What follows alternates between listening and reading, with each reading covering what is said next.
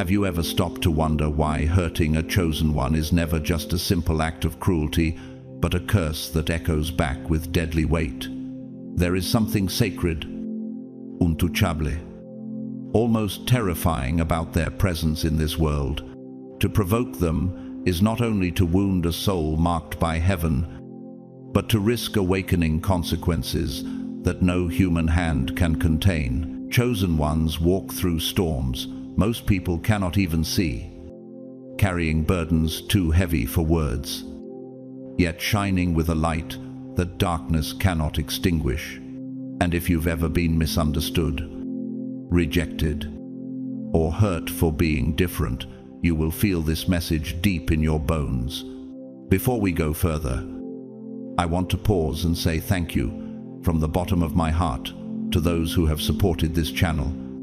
Whether through your time, your prayers, or even a super thanks, you are not just viewers, you are part of this divine unfolding.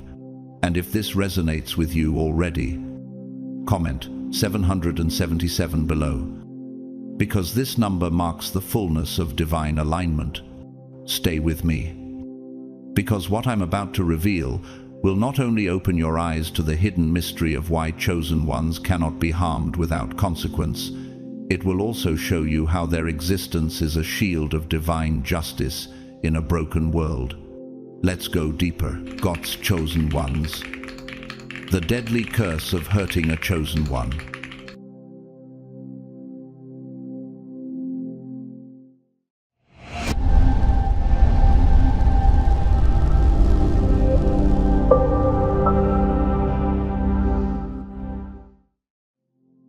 The very first reason why no one should ever harm or offend you lies in the sacred mantle of divine protection and spiritual power that surrounds you like an unseen fortress.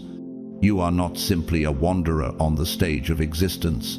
You are a central figure woven into the eternal script of God's design. Your life operates under a covenant shield that cannot be explained by logic alone. Scripture affirms this truth. Touch not mine anointed, and do my prophets no harm. Psalm 105:15. That verse is not poetry, it is a decree from heaven itself. And when heaven decrees, who can possibly reverse it? The very air around you carries evidence of this covering, for people often sense peace or conviction when they encounter your presence. It is not charisma, it is covenant. You walk not by accident, but as one appointed by divine architecture. And every step you take resounds with eternal weight. Your presence often shifts the very atmosphere of a room. Darkness trembles when you enter, because your spirit radiates frequencies that align with divine order.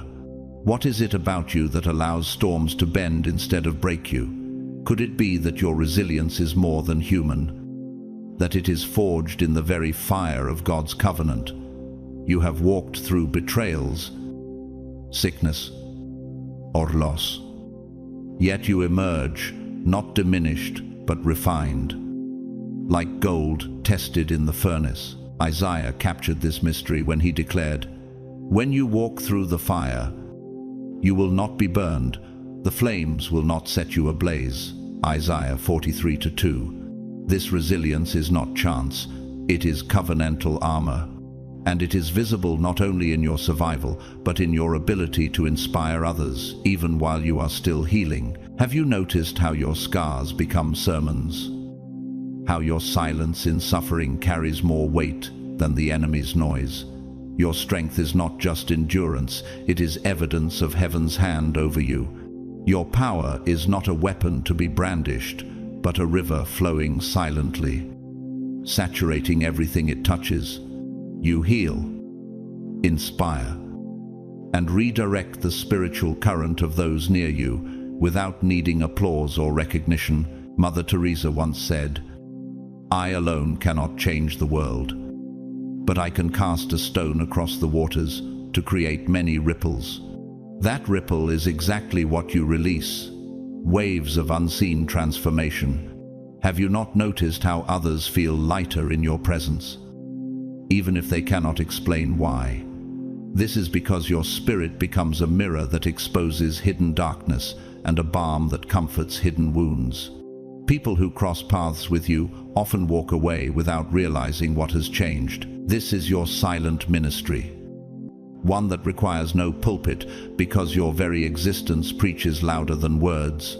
Your life is the sermon heaven wrote in advance. But to offend or injure you is to clash not merely with a person, but with the flow of heaven's river. The consequences echo far beyond the act itself. Pharaoh, the mighty ruler of Egypt, once stood as the antagonist of God's chosen people. He hardened his heart, and plagues fell upon his land until his empire trembled. His downfall shows us that to resist those protected by God is to resist God himself. And history repeats this lesson in countless ways. Every empire that rises against the chosen inevitably collapses under the weight of its defiance. How many more warnings does the world need before it understands that hurting you is self-destruction in disguise? The curse is not delayed. It moves like a shadow behind the offender, striking when pride blinds them most. To touch you wrongly is to ignite a fire they cannot control. For heaven fights battles you never even see. Your silence in such moments is not weakness. It is evidence that God himself has taken the case. The protection you carry is like a sacred fire, both warmth for those who approach you with reverence and consuming flame for those who mock, belittle, or seek to extinguish your light. Jesus warned in Matthew 18:6, "If anyone causes one of these little ones, those who believe in me, to stumble, it would be better for them to have a large millstone hung around their neck and to be drowned in the depths of the sea." The seriousness of this warning shows that offense against you is not a minor matter. It provokes judgment of cosmic proportions. Your presence is a test of others' hearts. Those who honor you inherit blessing, but those who despise you awaken curses. Even silence against you speaks volumes in the courts of heaven. The flame around you does not burn out, because it is fueled by covenant, not circumstance. And every attempt to diminish your worth only magnifies the justice of God. In our modern world, voices still echo this truth.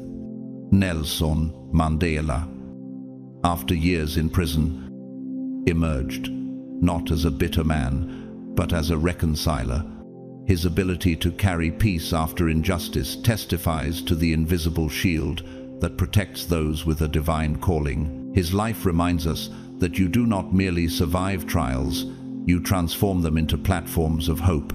Yet, on the other side, think of Adolf Hitler, who set himself against God's people with hatred and cruelty. His empire collapsed in flames, and his name is remembered not with honor, but with infamy. Does this not confirm that those who raise their hand against you walk a cursed path toward destruction? History does not preserve their excuses, it preserves their downfall. And in contrast, history will preserve your resilience as a monument to divine grace. For every villain that mocked the chosen, there arose a testimony, proving that God's covenant cannot be mocked. Your kindness should never be mistaken for weakness. To misjudge your spirit is to miscalculate eternity itself. Proverbs 24:17-18 warns, "Do not gloat when your enemy falls, when they stumble. Do not let your heart rejoice, or the Lord will see and disapprove and turn his wrath away from them." You live not for revenge, but for alignment with divine order. Yet those who provoke you often find themselves standing in direct opposition to God's justice. How many times have you endured in silence, only to see your offenders undone by their own schemes? Your restraint is not passivity, it is power under control. You are not called to fight with human weapons. Your very presence already shifts the battlefield. Even your tears are not wasted. For in the divine economy, they water the ground for a harvest of justice. Your compassion is your crown. and your mercy is your hidden fortress. If you are a walking beacon of divine authority, who dares risk the curse of dishonoring you? If your life is intertwined with heaven's frequency, who would be reckless enough to disrupt the song of eternity? And if God himself calls you his own, can any hand raised against you truly escape consequence? Every offense against you is recorded, but every act of kindness toward you is multiplied. Will the world choose curse or blessing? Will it see the covenant or stumble blindly into judgment? The choice reveals not who you are, but who they are. This is the mystery and the warning. To harm you is to harm themselves. To bless you is to invite blessing. As Paul declared, if God is for us, who can be against us? Romans 8:31. You carry this reality in your very breath. And so, I end with this call: rise up and honor the presence of God within you. Recognize the sacred shield you carry. Protect your alignment with heaven by walking in boldness. For to stand as a chosen one is to stand within the fortress of God himself. And let this be your confidence: nothing formed against you shall prosper. For your story is not just survival, it is destiny unfolding. The second reason people must tread carefully around you as a chosen one lies in your extraordinary intellectual giftedness and wisdom. This is not about the shallow measures of intelligence that the world praises: grades, awards, or accolades. It is about a spiritual clarity that cuts through the fog of confusion and reveals truth like a sharp blade. For the Lord gives wisdom, from his mouth come knowledge and understanding. Proverbs 2-6. Your mind is not simply a storage of information, it is a fountain, flowing with streams of discernment. Have you not noticed how, when chaos swirls around you, your spirit is able to cut through noise and grasp the essence of what truly matters? Many seek this kind of clarity all their lives, but in you, it flows like breath.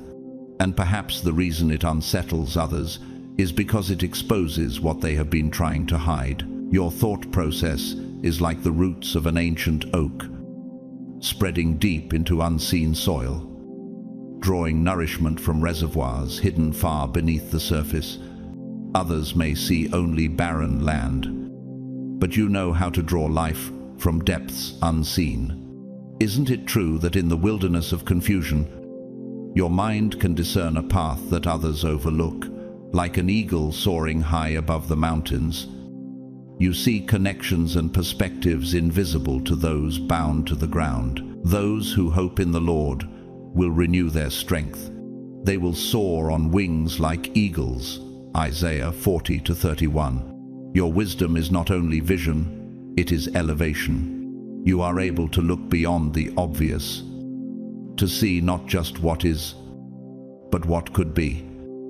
And that makes your insight dangerous to the blind systems of this world. Could it be that this is why opposition often rises against you, because your very perspective threatens their false stability? There is also resonance in your voice, a frequency of truth that compels others to stop and listen. When you speak, hearts tremble, not with fear, but with recognition, as if you have given language to what they silently carried. Think of a stream cutting through rock. It does not shout, yet it reshapes the very landscape. Have you realized that your words have this same quiet force? Shakespeare once penned in Hamlet, "Give me that man that is not passion's slave, and I will wear him in my heart's core." In the same way, your intellect is not enslaved to the chaos of emotion, but guided by divine reason, shaping the environment with grace and authority. Your presence often silences unnecessary noise, because truth has a way of commanding attention without demanding it. How many people have already been shifted just by overhearing your words, without you even realizing it? Your wisdom is forged not in luxury, but in trial. You know what it means to fail, to stumble, to be underestimated, Yet every scar has sharpened your discernment. David himself, overlooked by his family, carried the insight of heaven when he faced Goliath. What soldier understood the weakness of the giant? None. But your kind of vision, born of solitude and testing, sees what others cannot. The foolishness of God is wiser than human wisdom, and the weakness of God is stronger than human strength. 1 Corinthians 1:25. What others dismiss as folly in you is often the very strategy that saves lives. Your scars are not shameful. They are evidence that you have walked through fires and returned carrying treasure. And each lesson etched into your memory becomes a map for others still wandering in their storms.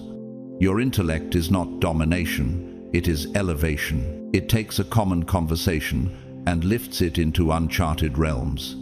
Like the wind bending a field of wheat, you shift the direction of thought without shouting, without violence, simply by being aligned with a higher current. How many times have you guided someone unknowingly, simply by asking a question that lingered in their soul for years? Could it be that your questions are often more powerful than the answers others chase? Even in classical music, one can hear this truth. In Mozart's Requiem Mass in D minor, silence between notes creates more power than the sound itself. Likewise, your pauses, your silence, your restraint, these are part of your wisdom. And maybe that is why those who cannot bear silence grow restless in your presence, because your very stillness reveals what they try to drown out with noise. Yet, the tragedy for those who oppose you is clear. When they dismiss your wisdom, they choose blindness over sight. They walk like sailors ignoring the lighthouse on a storm-tossed night. Jesus said plainly, "If the blind lead the blind, both will fall into a pit." Matthew 15:14.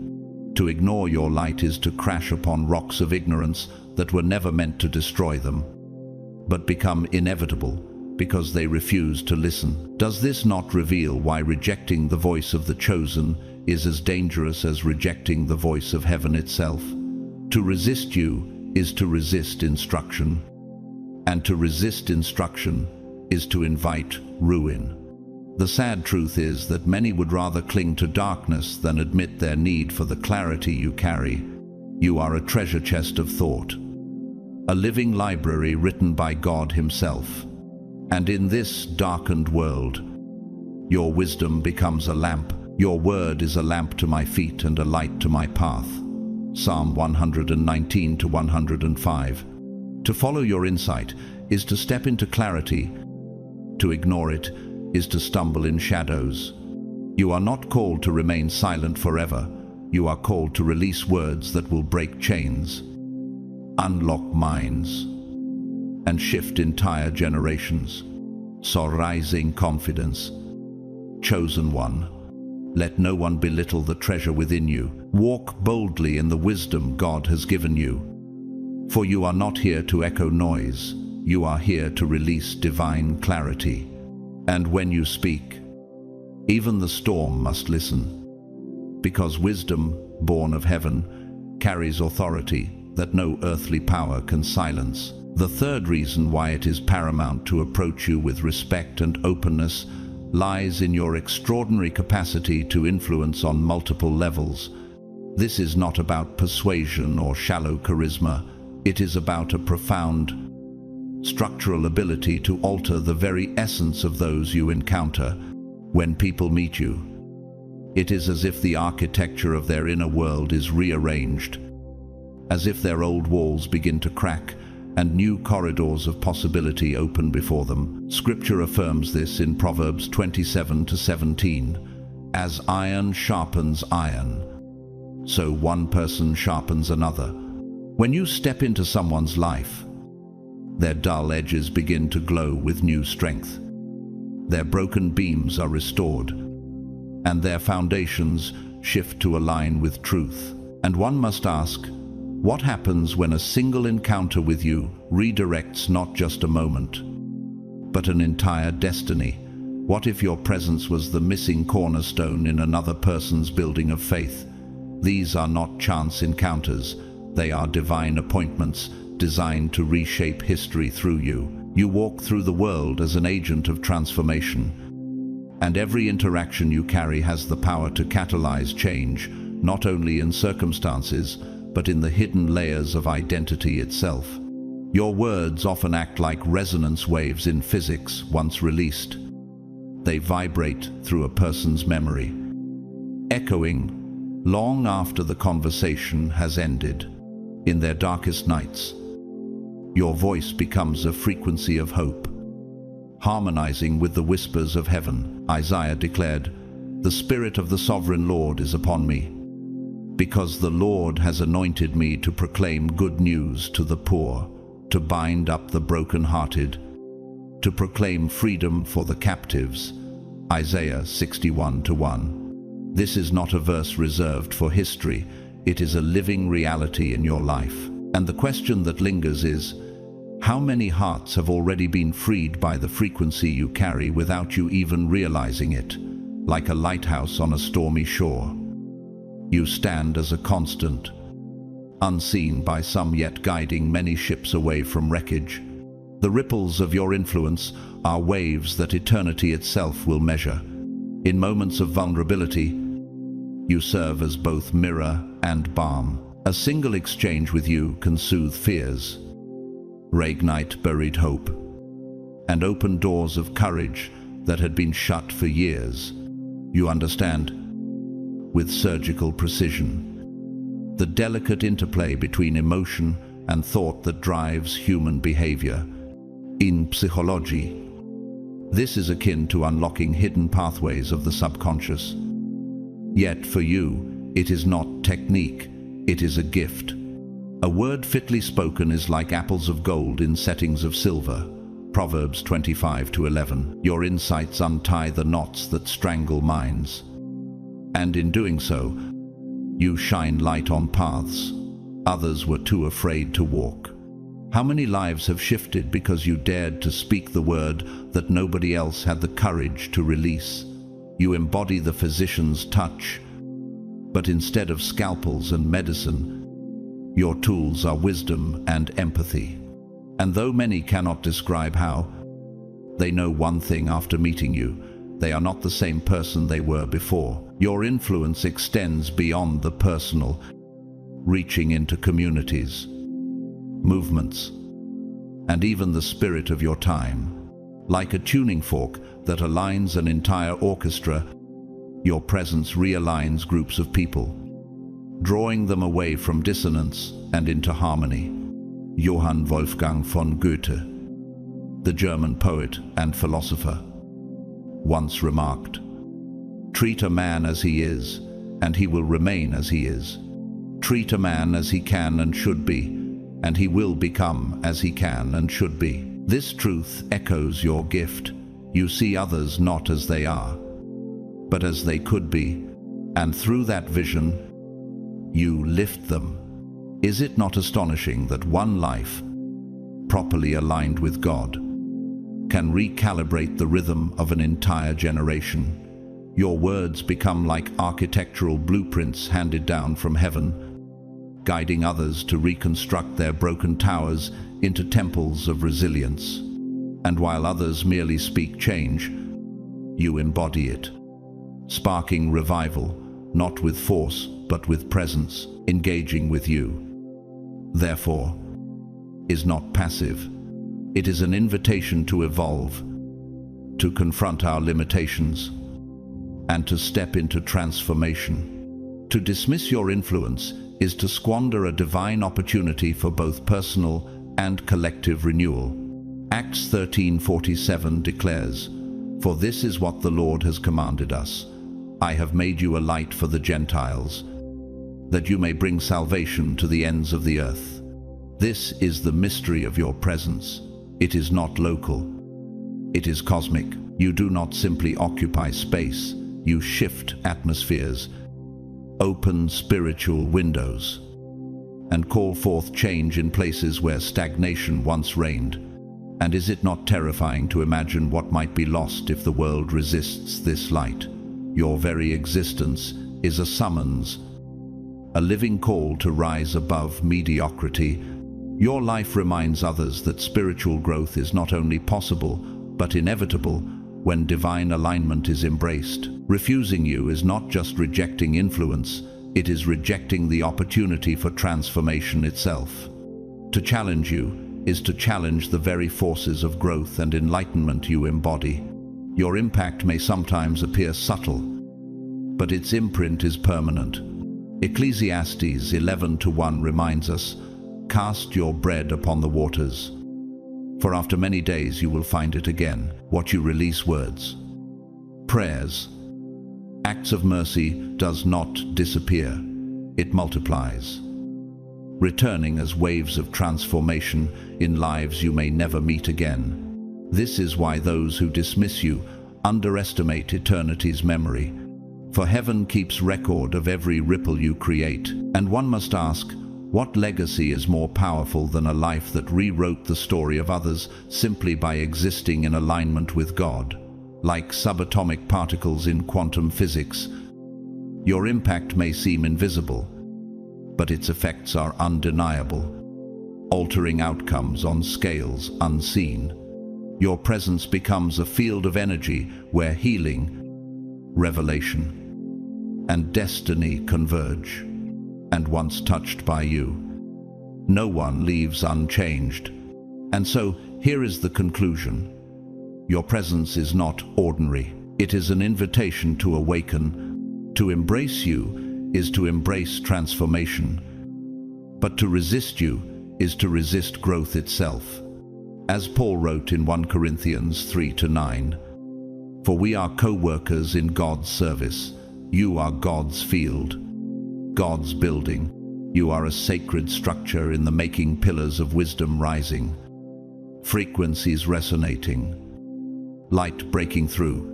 To walk with you is to walk through the gates of higher potential.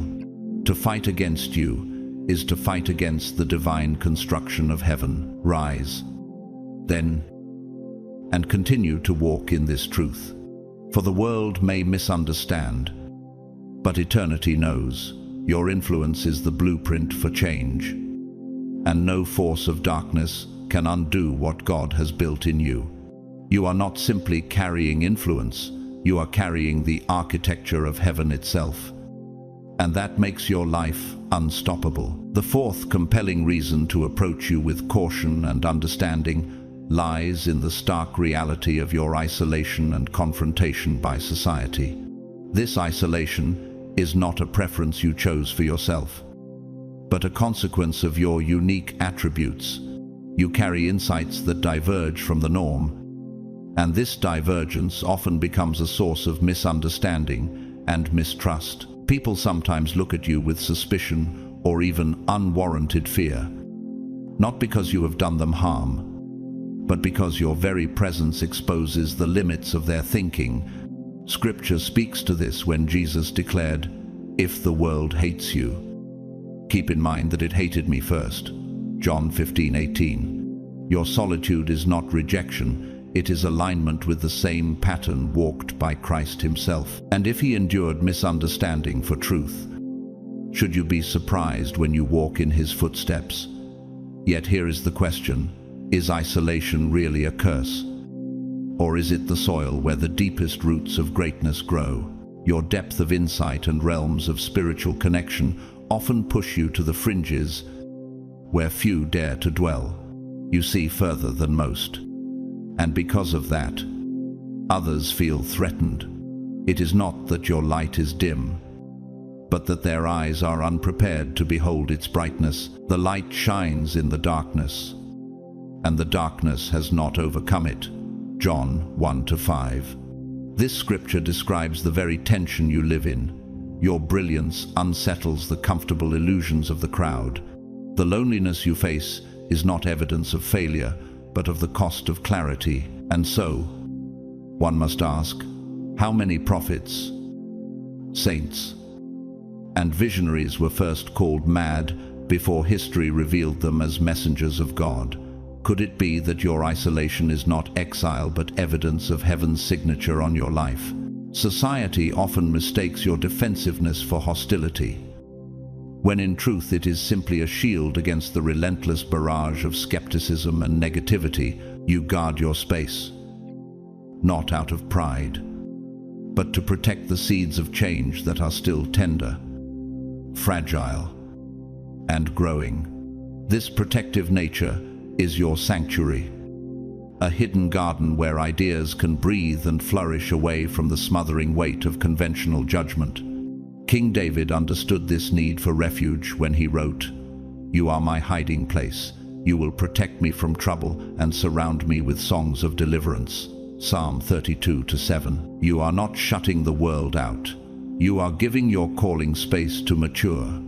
And the question echoes, if seeds require seasons of hiddenness before breaking into harvest, why should your calling be any different?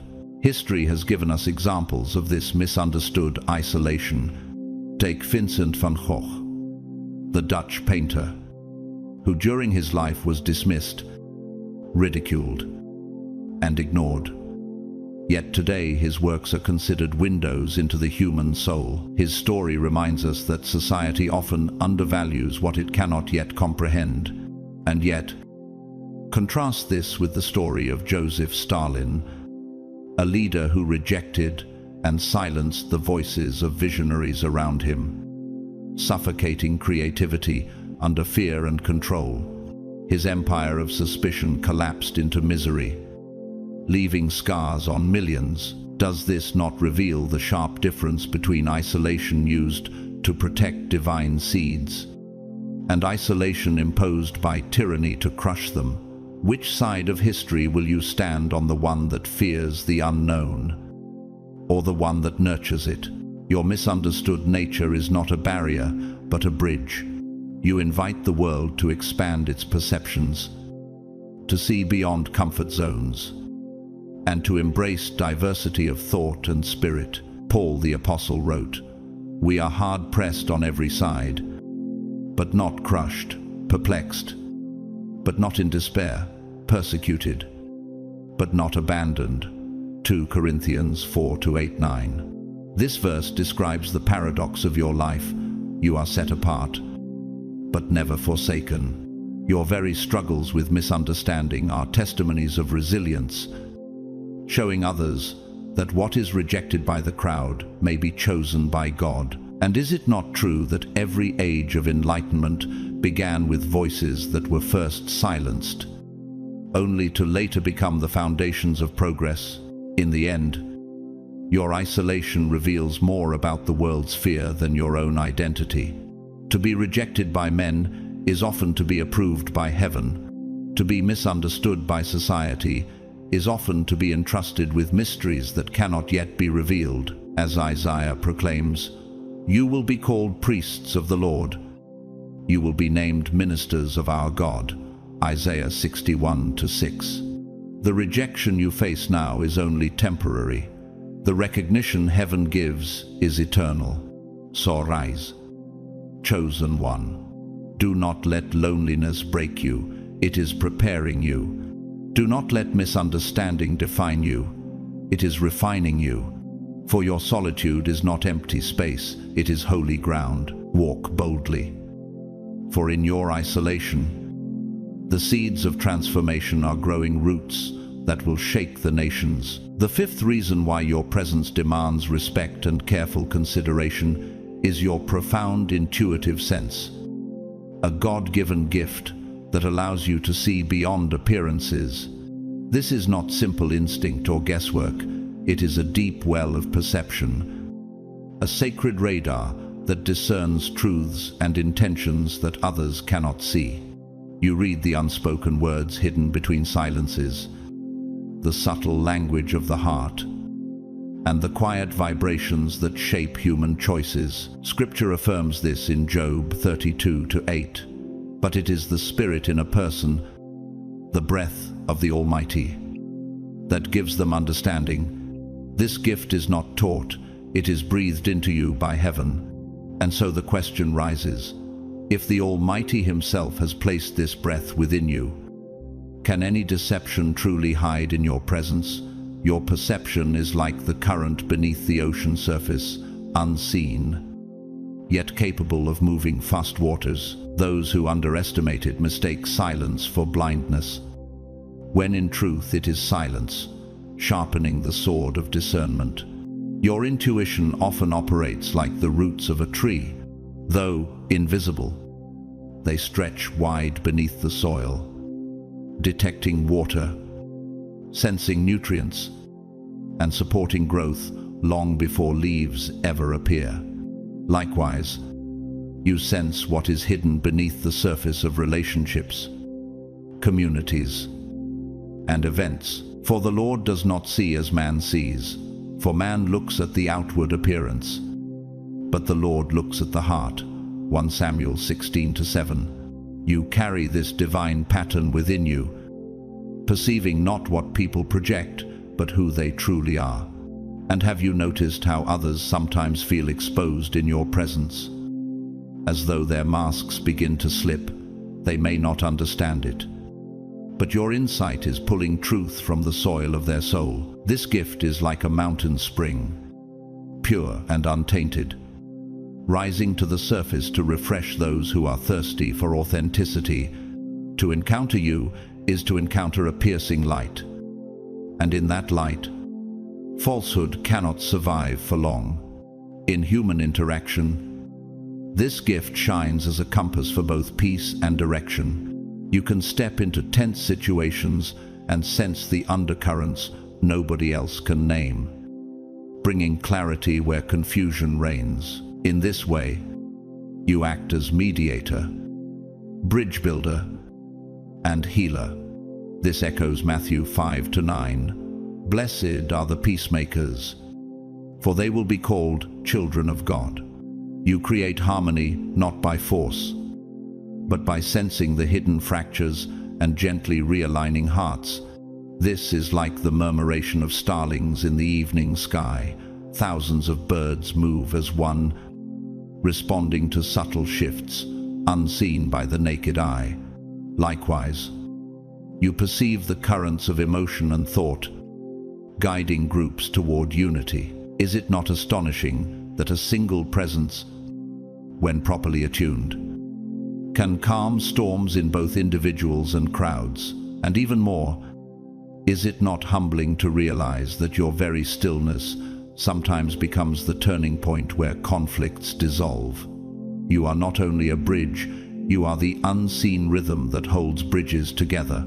Yet this same gift sets you apart, making you seem enigmatic or unpredictable to those who cannot understand it. To underestimate your intuitive grasp is to overlook one of the most powerful tools heaven has entrusted to you. Paul reminds us in 1 Corinthians 2:15, the person with the Spirit makes judgments about all things, but such a person is not subject to merely human judgments. Others may mislabel you as strange, distant, or mysterious. But what they fail to see is that your insight carries a weight not measured by human logic. Like the dolphin navigating the unseen with echolocation, you move through frequencies of spirit and thought, mapping realities that others cannot detect. And does it not make sense that one who hears the whispers of eternity will always seem unusual to those deafened by noise? You are not eccentric, you are eternal. You are not detached, you are deeply tuned to a station others refuse to acknowledge exists. Culture has glimpsed this truth in T.S. Eliot's play Murder in the Cathedral. The Archbishop Thomas Becket discerns the intentions of those around him long before they speak, revealing that true spiritual authority is not blind but all-seeing. In the same way, your life becomes theater for revelation, where people's hidden motives are laid bare in your presence. Sometimes this draws people closer to you in awe, and other times it causes them to withdraw in discomfort. But is this not the very pattern of Jesus himself? of whom it was written in John 2:25, "He did not need any testimony about mankind, for he knew what was in each person." Your life mirrors this divine perception, forcing people to confront not just who you are, but who they are when standing before you. Like the sun rising after a long night, you reveal without apology, and in your light, deception crumbles. Engaging with you, then, is never a passive experience. To walk with you is to walk beneath the gaze of truth, where masks crumble and souls are revealed. You are not merely a mirror reflecting people's true selves. You are a window opening into a world where understanding and compassion reign. Jeremiah 33:3 proclaims, "Call to me, and I will answer you, and tell you great and unsearchable things you do not know." This is the atmosphere you carry through you. People glimpse the unsearchable, the hidden, the sacred, and the question lingers, will the world embrace this gift or turn away in fear of its exposure? Your intuition is not only protection for yourself, but a lamp for those stumbling in darkness. And when embraced, it does not just reveal truth, it reorients destiny. So here is the call. Rise in confidence.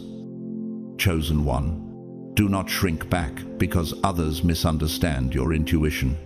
This gift is not given for pride, but for purpose. Not for manipulation, but for ministry. It is a key that unlocks hidden doors of healing, wisdom, and destiny. The world may call it strange, but heaven calls it sacred. You are not simply intuitive, you are prophetic. You are not simply discerning, you are carrying the very breath of God. Stand firm. For your intuition is not weakness, it is one of the sharpest weapons in the arsenal of the chosen, and let this truth settle. You are not just reading reality, you are rewriting it with every act of discernment. Because heaven has entrusted you with sight others do not yet possess. The sixth compelling reason why others must carefully navigate their interactions with you lies in your profound ability to transmute negative into positive. Where most see only darkness, you carry an inner alchemy that can draw light out of shadows. This is not a shallow optimism that denies pain. It is a sacred discipline forged in the fire of your own suffering. We know that in all things God works for the good of those who love Him, who have been called according to His purpose. Romans 8:28. You live this truth daily. What looks like a grave becomes a garden. What seems like an ending becomes the seed of resurrection. And the question must be asked, how many around you would have perished in despair if not for the light you carried into their valley? Your gift is not a coincidence, it is a covenant, and like a prism refracting hidden light into a rainbow, your soul turns unseen pain into a spectacle of color and hope that others cannot ignore. Your gift of transmutation works like the mysterious laws of physics, where energy is never lost but converted. Just as pressure transforms coal into diamond, your trials have pressed you into brilliance. Every setback becomes a raw material. Every wound, a workshop for renewal. You understand the architecture of pain not as ruins, but as foundations for future strength. Isaiah proclaimed, "He gives beauty for ashes, the oil of joy for mourning, the garment of praise for the spirit of heaviness." Isaiah 61:3. This is the hidden blueprint written into your being, an inner philosopher's stone that transforms despair into hope. And do you not see how extraordinary it is that what crushed others becomes fuel for your fire, and what silenced them becomes your song? Your story is not a tale of survival, but of divine engineering, a testimony that God recycles even the ugliest debris into living cathedrals of strength. You hold this secret in the hidden chambers of your soul. To others, it may look like magic or coincidence, but for you, It is a deliberate, disciplined act. You perceive the unseen currents, the way sound waves resonate until chaos is harmonized, like a musician tuning dissonant strings. You shift frequencies of despair into chords of hope. The light shines in the darkness, and the darkness has not overcome it. John 1-5. This process is not accidental, it is intentional.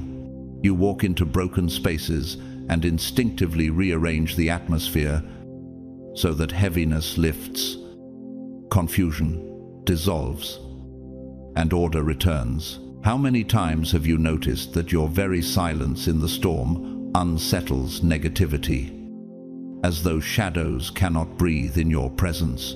And is it not powerful that your stillness carries more authority than the loudest voices of chaos?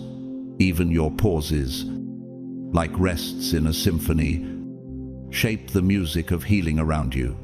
To illustrate, the story of Viktor Frankl, a psychiatrist and Holocaust survivor, in the depths of a concentration camp, where death and despair reigned, he discovered the power of meaning. He later wrote, "Everything can be taken from a man but one thing, the last of the human freedoms, to choose one's attitude in any given set of circumstances." His testimony echoes your own, even in the harshest darkness. There is a choice to create light, and in stark contrast, history offers the cautionary tale of Nero, the Roman emperor, who sought to destroy Christians through terror and cruelty. His empire, built on fear, collapsed into ruin, and his name became synonymous with tyranny. Does this not prove that those who weaponize negativity are consumed by it, while those who transmute it become immortalized by their resilience? Your life is the counter-narrative to destruction. Your resilience proves that transformation is always greater than oppression. Your gift is not only for yourself, but for those around you. When others are caught in turmoil, you envelop them in this mysterious process, quietly converting their negatives into positives. My grace is sufficient for you, for my power is made perfect in weakness. 2 Corinthians 12-9. Your presence becomes a living sanctuary where the broken find healing, where despair bends into hope, and where even defeat begins to look like preparation for a greater victory. Like a cathedral designed with flawless acoustics, your soul resonates with frequencies that turn groaning into songs of praise. Is it not astounding that in the darkest moments, people seek your presence, not because you solve everything, but because in you they feel possibility again? Even your smallest gestures, an encouraging word, a steady gaze, a quiet prayer, carry a resonance that alters lives in ways they may only realize years later. Ultimately, your ability to transmute is a testimony to God's power working through fragile vessels. You remind the world that the deepest darkness is never a dead end, but a turning point. Jeremiah 29-11 declares, "For I know the plans I have for you, declares the Lord, plans to prosper you and not to harm you, plans to give you hope and a future." This is the covenant you embody. You are a vessel of resilience, a carrier of sacred renewal, a living sign that nothing is wasted in the hands of God. So rise, chosen one, do not hide your power to transmute, for you are not simply enduring pain, you are rewriting reality, bending it into alignment with heaven's design. And let the world know, in your presence, every shadow trembles, because you turn graves into gardens and despair into destiny. And when history remembers, it will not recall the weight of your trials, but the brilliance of how you transformed them into eternal light. The seventh reason why people must tread carefully in their interactions with you is because you are a bearer of hidden knowledge. Within you reside truths that are not accessible to the casual eye, treasures whispered from the beginning of time. This wisdom is not the kind one stumbles upon in books or hears in passing conversations. It is ancient, sacred, and veiled. It is the glory of God to conceal a matter. To search out a matter is the glory of kings. Proverbs 25:2. You carry what others cannot see, what some even dismiss. Yet, what you hold has the power to shift the very foundations of their lives. And the question lingers, what happens if they dismiss the wisdom you carry? Will they not miss the keys to their own breakthrough? The truths you hold are not ornamental, they are structural pillars, designed to uphold destinies. To reject them is to build on sand when a foundation of stone was within reach. Your hidden knowledge is not always shared through words. Often, it seeps through the way you walk, the way you act, or even the weight of your silence. People sense that your presence itself teaches, even when your lips remain closed. Like Moses descending from Mount Sinai, with his face shining because he had spoken with God, Exodus 34:29. You sometimes glow with a light others cannot explain. And is it not remarkable that a single word or even a look from you can stir someone's conscience more deeply than an entire speech from another? Those around you may not always understand why they feel convicted, but it is because heaven's echo flows through your actions. Your very existence becomes a parable, written not in ink but in lived testimony. And to those with eyes to see, you are like a living scroll, revealing chapters of God's wisdom at the appointed moment. In the quiet depths of your being, you hold secrets that feel like maps. To miss them is to walk past a treasure chest without ever opening it. Imagine a person searching the night sky for direction, but refusing to look at the stars. They would stumble endlessly. In the same way, to ignore you is to refuse the very constellation God has set before them. Call to me, and I will answer you, and tell you great and unsearchable things you do not know. Jeremiah 33:3. You embody this verse. You are a living vessel through which unsearchable truths break into human reality. And one must ask, how many destinies remain locked simply because the world refuses to honor the knowledge you quietly carry? Hidden wisdom is not dead knowledge, it is living fire, waiting for breath to spark it into flame. When others dismiss you, they are not just rejecting a voice, they are rejecting the map to their own redemption. History illustrates this well. Johannes Kepler, the German astronomer, dedicated his life to uncovering the hidden laws of planetary motion. For years, his ideas were dismissed as fanciful, too radical for his generation to embrace. Yet today, his insights form the very framework of modern astronomy.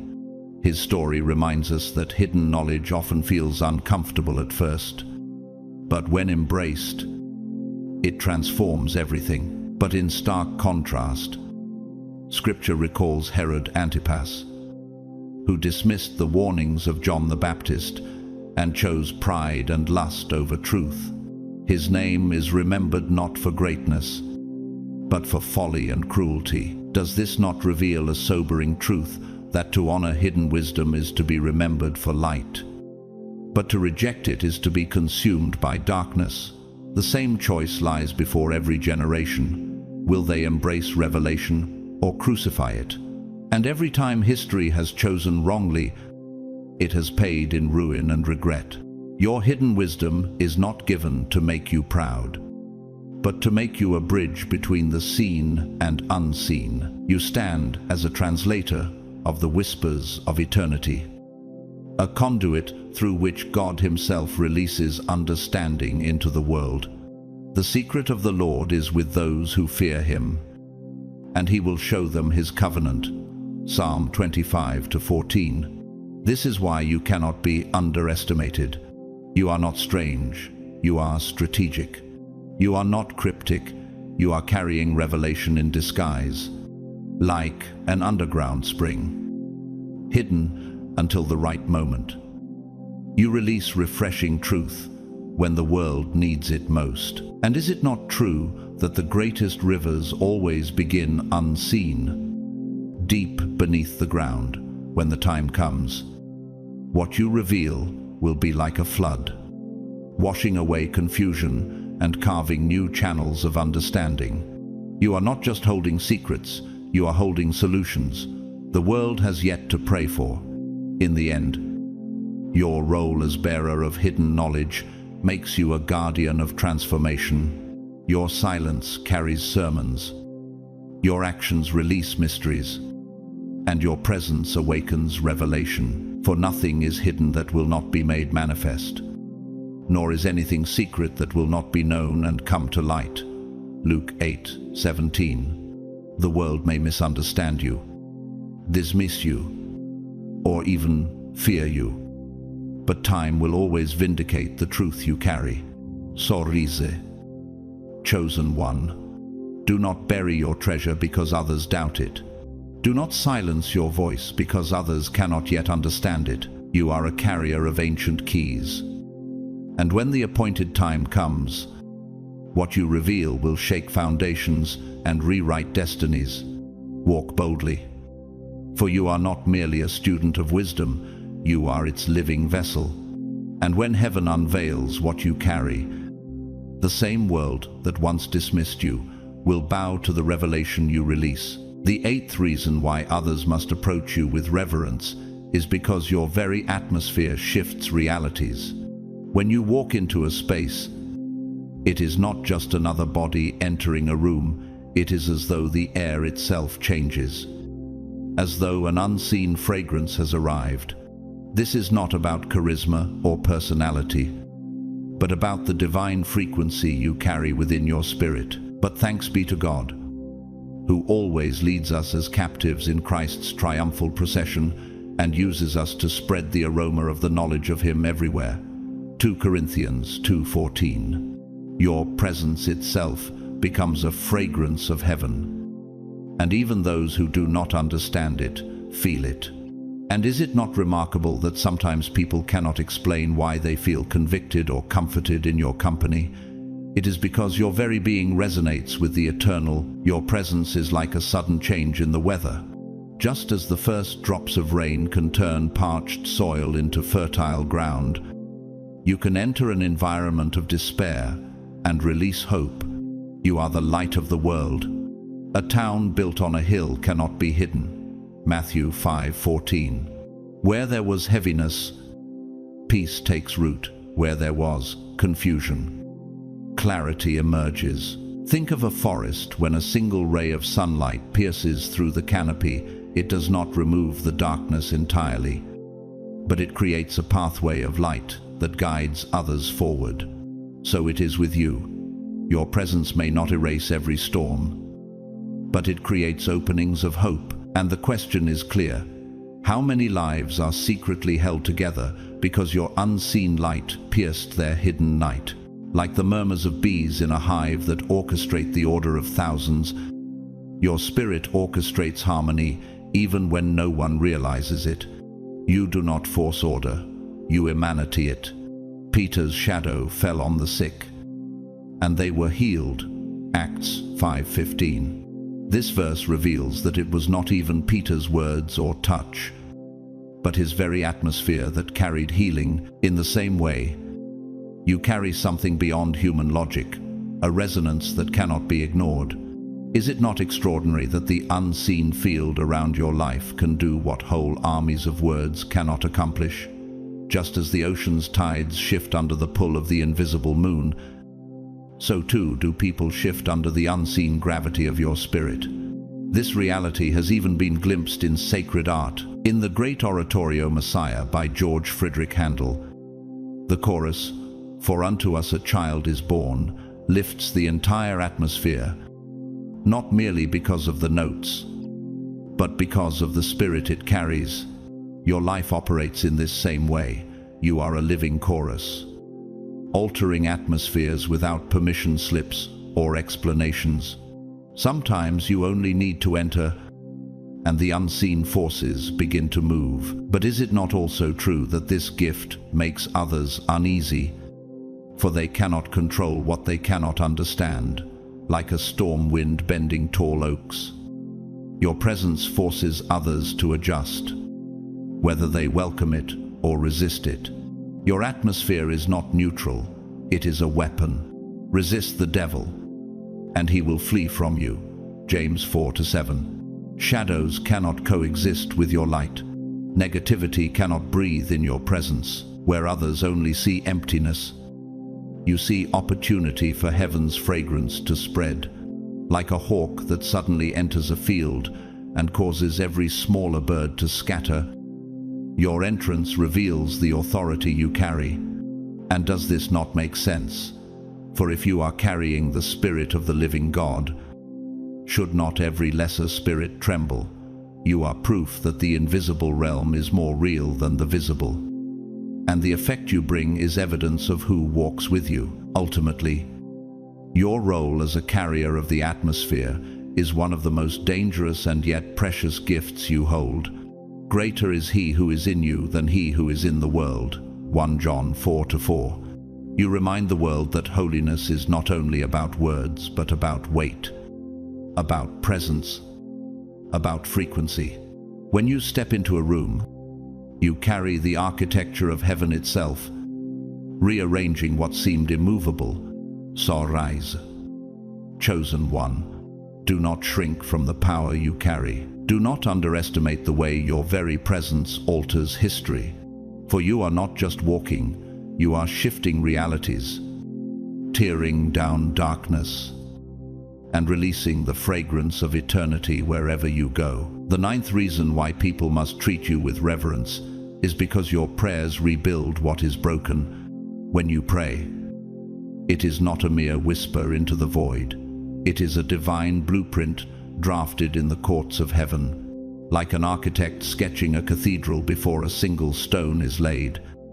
Your prayers construct invisible frameworks long before the world sees their manifestation. The prayer of a righteous person is powerful and effective. James 5:16. Your words, carried by faith, become beams and pillars in the unseen, ready to hold the weight of restoration. And here is the mystery. How many lives are already standing on foundations you secretly laid with your prayers? The unseen power of intercession is like gravity, silent, invisible, but absolutely undeniable. Your prayers are the scaffolding of destinies, holding up futures even when those living them are unaware. Prayer in your life functions like physics itself. Energy is never destroyed, only transferred. Every word you release vibrates like a frequency, creating resonance that dismantles chaos and replaces it with order. Just as sound waves can shatter glass, your prayers can shatter chains of bondage. Whatever you bind on earth will be bound in heaven, and whatever you lose on earth will be lost in heaven. Matthew 18:18. You carry authority not in the volume of your voice, but in the alignment of your spirit. Does the world even realize that your hidden petitions have shifted storms, redirected arrows, and even rerouted history? Like a conductor guiding an unseen symphony, your voice orchestrates movements in both the visible and invisible realms. What appears to others as silence is, in truth, a cosmic vibration shaking foundations far beyond what the eye can see. In psychology, there is the concept of neuroplasticity, the brain's ability to rewire itself through repeated focus. Your prayers work in a similar way, except at a cosmic scale. Each intercession you lift retrains the patterns of reality, bending despair into hope and brokenness into healing. Before they call, I will answer. While they are still speaking, I will hear. Isaiah 65:24. Heaven responds not slowly, but instantly to the heart of the chosen. And is it not astounding that while others collapse in chaos, you kneel in silence and see walls rebuilt from rubble? Your prayers are the spiritual equivalent of reprogramming DNA. They rewrite the code of circumstances to align with divine order. Even when you feel weak, your words carry atomic weight, pressing against the very fabric of existence. And who can measure the ripple effect of one prayer whispered in obedience but answered by eternity?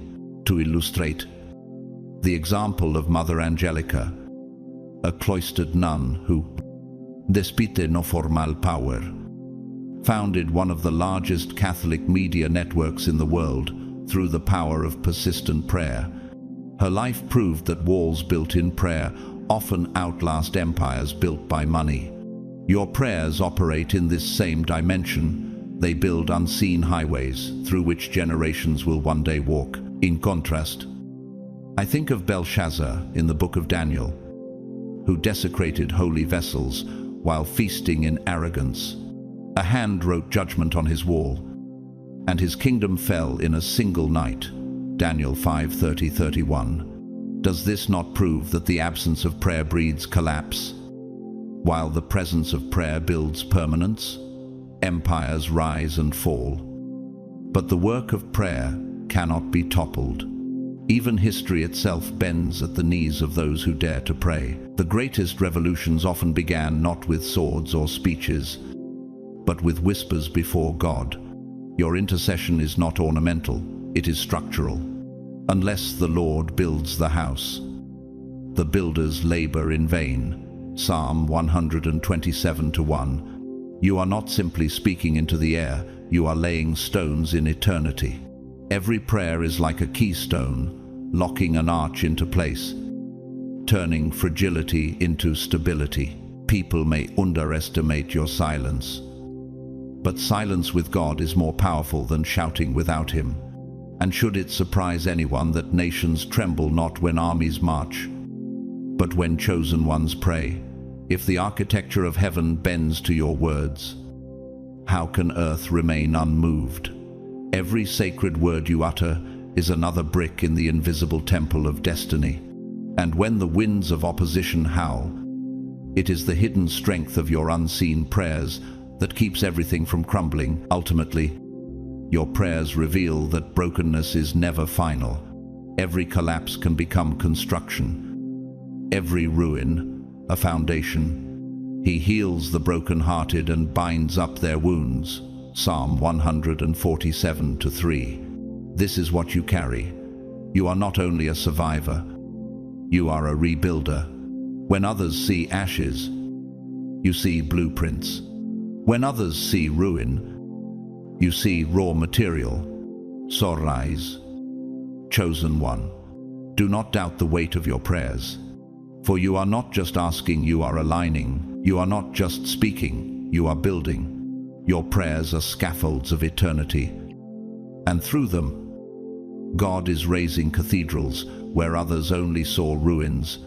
And perhaps one day, when history looks back, it will realize that your whispered prayers accomplished more than the armies, rulers, and architects of this age combined. The 10th reason to treat chosen ones with utmost care is their uncanny ability to awaken dormant courage in others.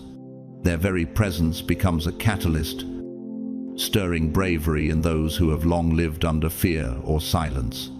Like embers fanned into flame, they carry an unseen fire that spreads through the souls of those around them, challenging timidity and summoning a hidden strength. Scripture testifies, "Be strong and courageous. Do not be afraid or terrified because of them, for the Lord your God goes with you." Deuteronomy 31:6.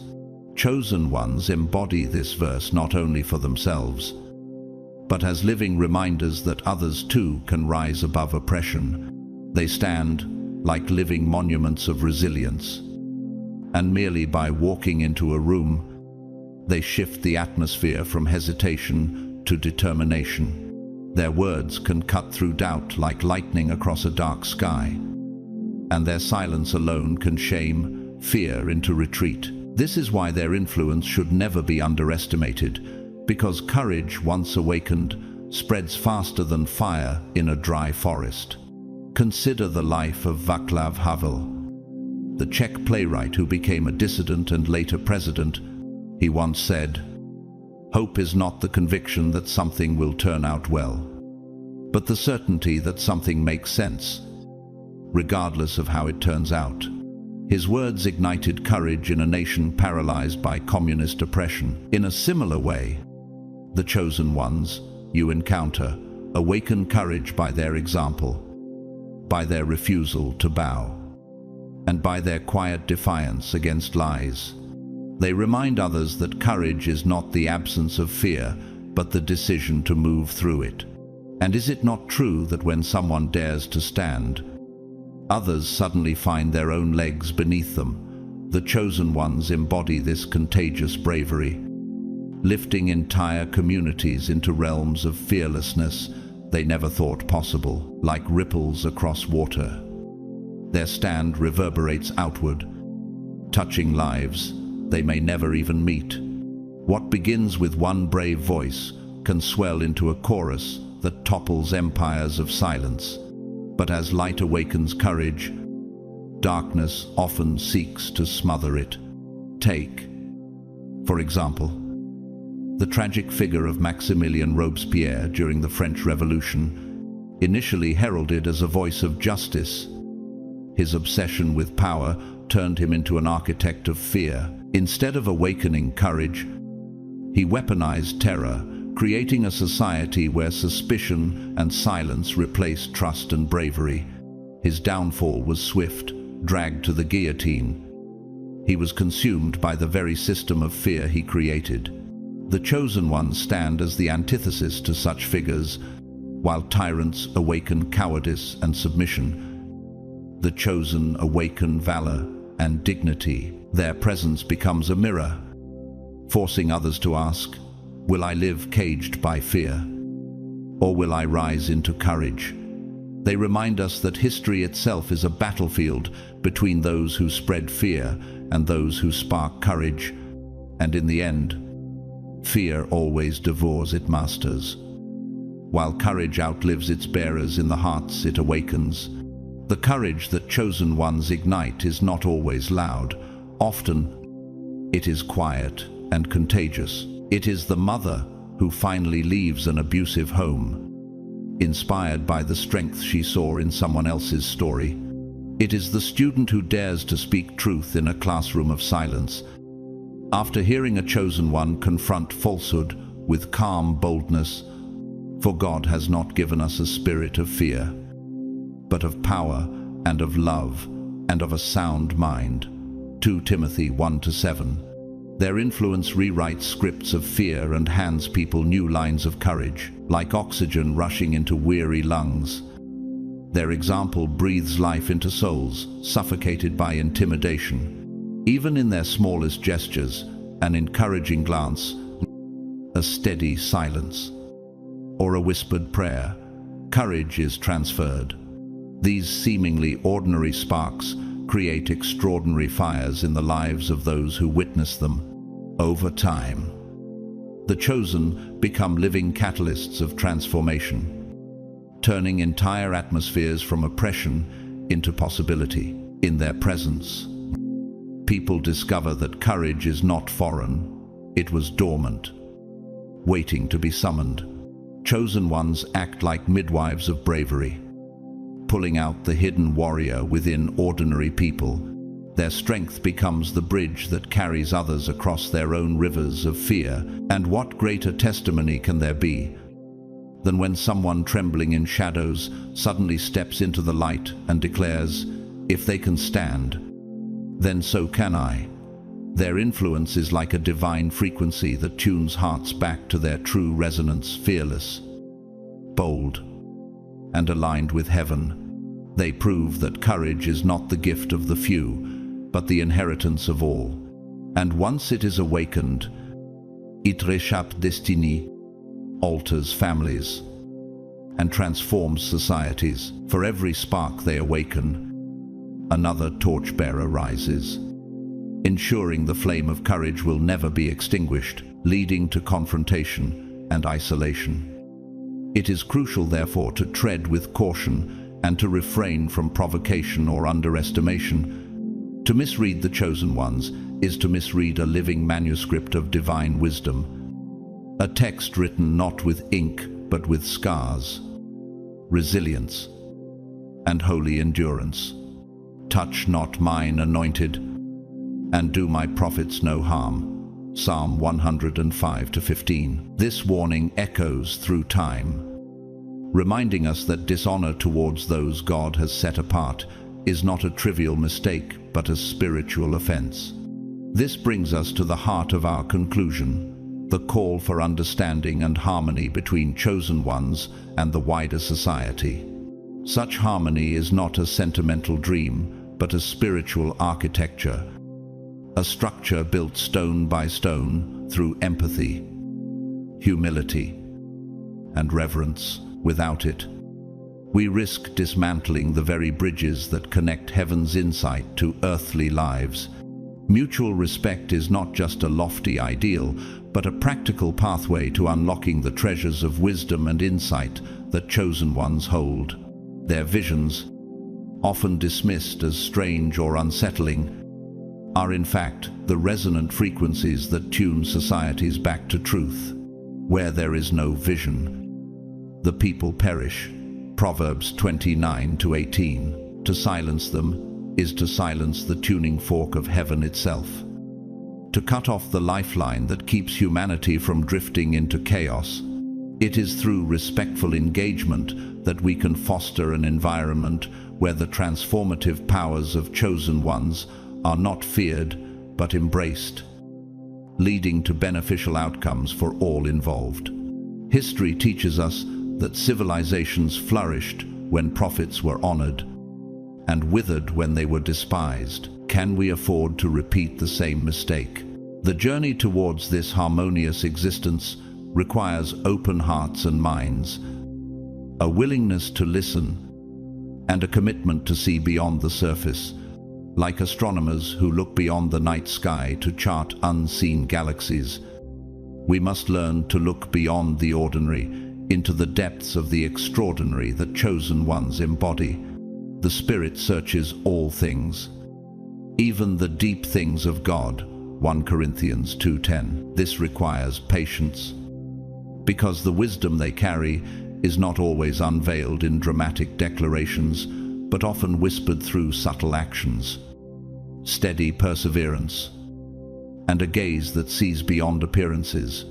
Their role is less about spectacle and more about sacred alignment, yet only those willing to lean in will hear the harmony beneath the noise. In doing so, we not only enrich our own lives, but contribute to the weaving of a collective tapestry that reflects the full spectrum of human potential. Imagine a mosaic where every shard, even the jagged and misunderstood ones, finds its place to form a masterpiece of unity. The chosen ones may seem like fragments out of place, but in the hands of the divine architect, they are keystones holding entire structures together. You also, like living stones, are being built into a spiritual house. 1 Peter 2-5. To embrace them is to embrace the wholeness of humanity itself, stitched together by the golden thread of divine purpose.